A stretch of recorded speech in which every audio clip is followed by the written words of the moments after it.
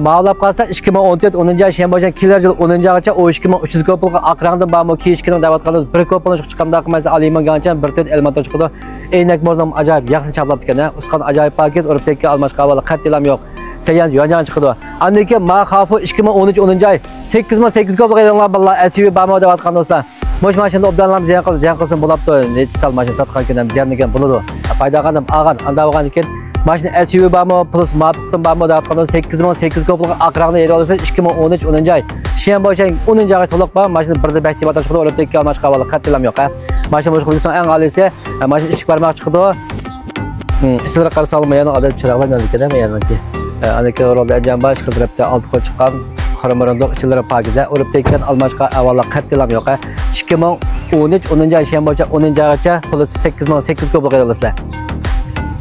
Anlekin mağlap qalsa 2014 niki 14 10-yil Şembojan 10-yilgacha Kia K2 o 2300 kopilga olasizlar. Mashina alyumingacha 1.4 motor chiqdi.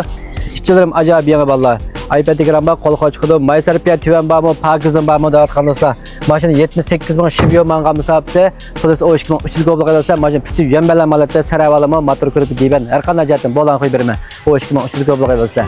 Anlekin mağlap qalsa 2014 10-yilniki Bavjan 1.6 elmotor chiqdi. 10 benz kopilga olasizlar. Mashina ichilarim shunda yangi.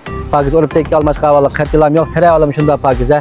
Maysarpiyat internet o'zi pishiq, yana ching pishiq chiqqan mashinalardan birisi 10 benz kopilga olasizlar. Ehtiyoj bor bo'lsa arif saqlayman, yaqinda qolayotgan hammaga ko'p rahmat. Telefon nomerim yo'qolgan mashina 138 99 19 72 03. Maşallah Allah qilsin bo'ldi yaqinda qolayotgan hammaga ko'p rahmat. Arifxon ko'rishdik. Chaqqanlar aytgalik bir yo'l mashinamiz yana. İşte mashina keldi.